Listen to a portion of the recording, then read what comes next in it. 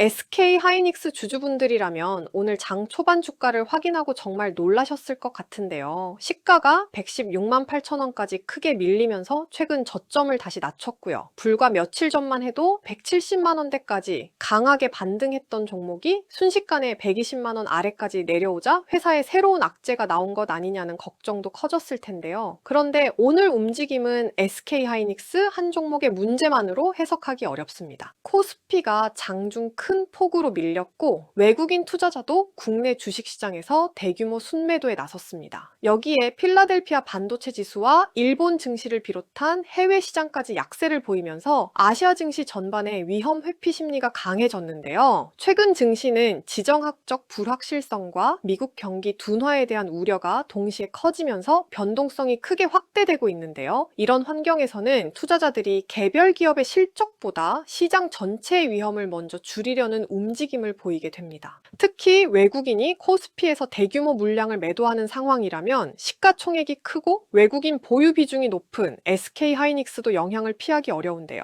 따라서 오늘 급락을 SK하이닉스의 HBM 경쟁력이나 기업 실적이 갑자기 무너진 결과로 단정할 필요는 없습니다. 시장 전체가 흔들리면서 대형 반도체주에도 매도 압력이 집중됐다고 보는 편이 더 자연스러운데요. 영상 원본에서는 신용과 미수 물량에 대한 반대 매매, ETF와 프로그램 자금의 매도까지 한꺼번에 추려됐을 가능성을 제시하고 있습니다. 반대 매매와 프로그램 매도가 영향을 줬을 가능성은 생각할 수 있지만 실제 규모와 주체는 추가적인 수급 자료를 통해 확인해야 하는데요. 그래서 지금은 급락의 원인을 하나로 단정하기보다 시장 전체의 충격과 수급성 매도가 함께 겹친 움직임으로 보는 것이 합리적입니다. 그리고 더 중요한 것은 왜 떨어졌는지만 따지는 것이 아니라 급락한 이후 주가가 어떻게 반응했는지를 확인하는 것입니다.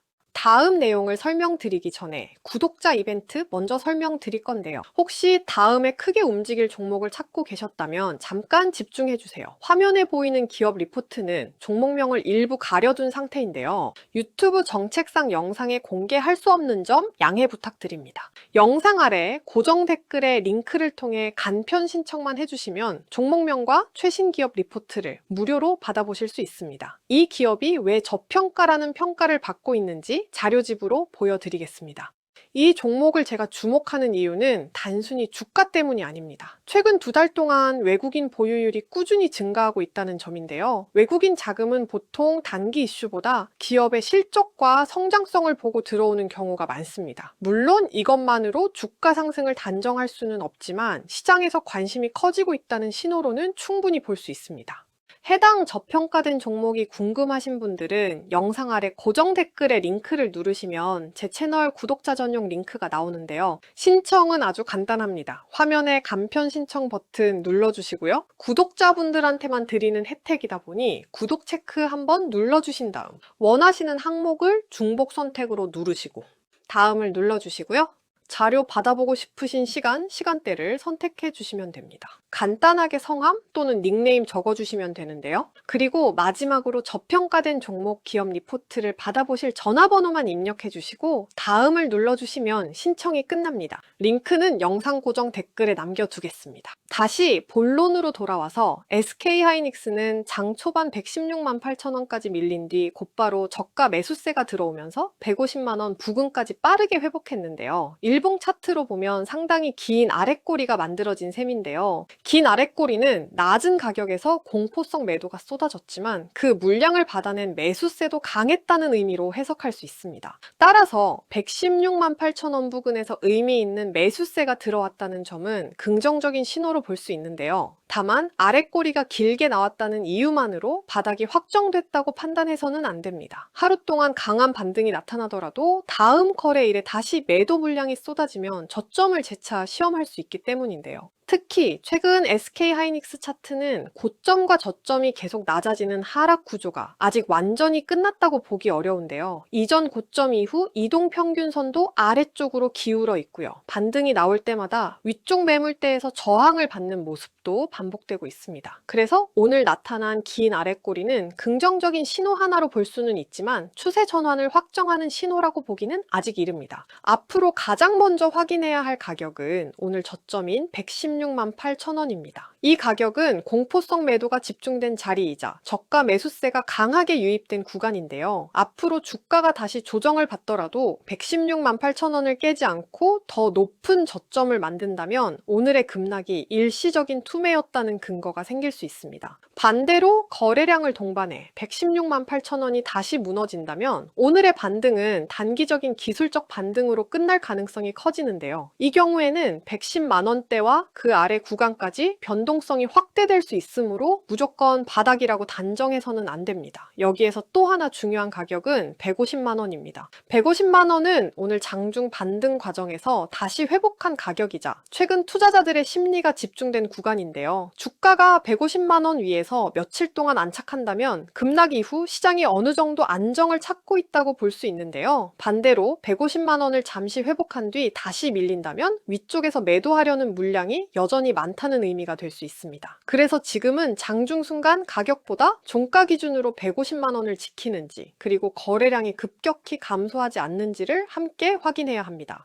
116만 8천 원과 150만 원 다음으로 확인해야 할 구간은 170만 원에서 175만 원 사이입니다. 최근 외국인 매수가 강하게 들어왔던 시기에 SK 하이닉스는 171만 원대까지 빠르게 올라왔는데요. 그 이후 주가가 다시 급락한 만큼 이 가격대에는 단기 추격 매수 물량과 손실을 줄이려는 매도 물량이 함께 쌓여 있을 가능성이 큽니다. 따라서 주가가 다시 170만 원대로 올라오더라도 한 번에 돌파하기보다는 여러 차례 등락을 반복할 수 있는데요. 진짜 추세 전환으로 보려면 단순히 가격만 170만 원을 넘는 것으로는 부족합니다. 돌파 과정에서 거래량이 이전보다 증가해야 하고요. 외국인이 다시 순매수로 돌아오는지 기관도 함께 매수하는지를 확인해야 합니다. 가격과 거래량, 수급이 동시에 개선될 때 170만 원대 돌파의 신뢰도가 높아질 수 있는데요. 그 위에서는 200만 원에서 215만 원 부근이 중기적인 저항 후보로 거론될 수 있는데요. 하지만 이 가격은 지금부터 바로 도달한다고 전제할 목표가가 아닙니다. 먼저 150만 원 위에서 안착해야 하고 이후 170만 원에서 175만 원 사이의 매물대를 돌파한 다음에야 의미가 생기는 구간입니다. 116만 8천 원에서 반등했다고 곧바로 200만 원을 기대하기보다 가격대를 하나씩 회복하는 과정을 확인하는 것이 훨씬 현실적입니다. 이번에는 공매도와 외국인 수급도 살펴보겠습니다. 주가가 급격히 하락하면 일부 공매도 투자자가 수익을 확정하기 위해 주식을 다시 매수하는 쇼트 커버에 나설 수 있는데요. 이 매수가 장중 반등을 빠르게 만드는 요인이 될 수도 있고요. 하지만 오늘 반등이 모두 쇼트 커버로 만들어졌다고 단정할 수는 없습니다. 개인의 저가 매수와 기관의 프로그램 매수, 파생 상품 포지션 조정 등 여러 자금이 동시에 움직였을 수 있기 때문입니다.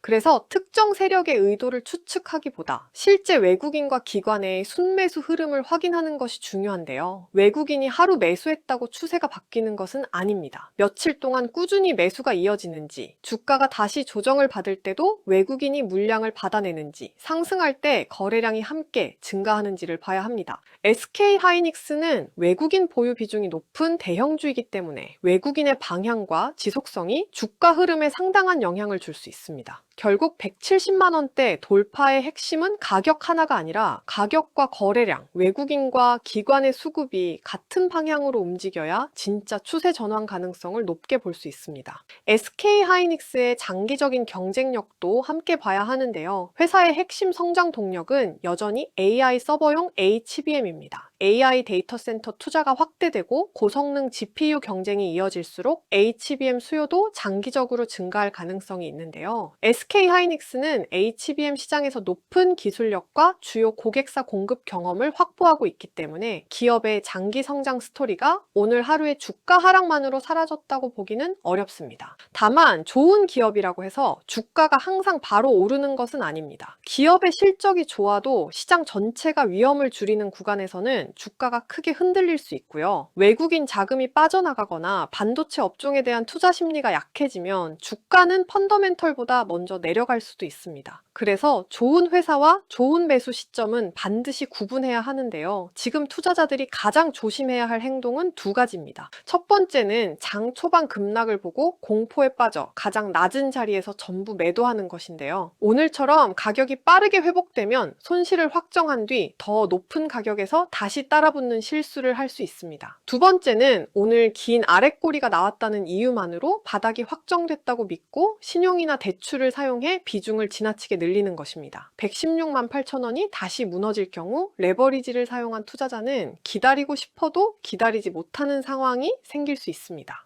따라서 지금은 방향을 단정하기보다 대응 기준을 먼저 정해두는 것이 중요한데요. 116만 8천 원의 장중 저점이 유지되는지 또는 150만 원 위에서 주가가 안착하는지 그리고 170만 원에서 175만 원 매물대를 돌파할 때 거래량과 외국인과 기관의 매수가 함께 들어오는지 이 세 단계를 순서대로 확인해야 합니다. 정리해 보겠습니다. 오늘 SK하이닉스의 급락은 회사 내부의 새로운 악재보다는 국내외 증시 약세와 외국인 대규모 매도, 신용과 프로그램 물량이 겹친 시장 충격의 성격이 더 강해 보입니다. 장 초반 116만 8천 원까지 밀린 뒤 빠르게 반등하며 긴 아랫꼬리가 만들어진 것은 낮은 가격에서 매수세가 들어왔다는 긍정적인 신호인데요. 하지만 이 움직임만으로 바닥과 상승 추세 전환이 확정된 것은 아닙니다. 앞으로는 116만 8천 원이 지켜지는지 또는 150만 원 위에서 주가가 안착하는지 그리고 170만 원에서 175만 원 매물대를 돌파할 때 거래량과 외국인 그리고 기관 매수가 함께 들어오는지를 차분히 확인해야 합니다. SK하이닉스의 HBM 경쟁력과 장기 성장성은 여전히 유효할 수 있지만 단기 주가는 시장 수급과 투자 심리에 따라 크게 흔들릴 수 있는데요. 무조건 공포에 빠질 필요도 없고 무조건 바닥이라고 낙관할 필요도 없습니다. 가격 하나만 보지 마시고 외국인 수급과 거래량, 미국 반도체 시장, 그리고 주요 가격대가 순서대로 회복되는지를 함께 확인하면서 대응하셨으면 좋겠습니다. 앞으로도 SK하이닉스 차트와 수급에서 의미 있는 변화가 나타나면 핵심만 빠르게 정리해서 전해드리겠습니다. 끝까지 시청해주셔서 감사합니다.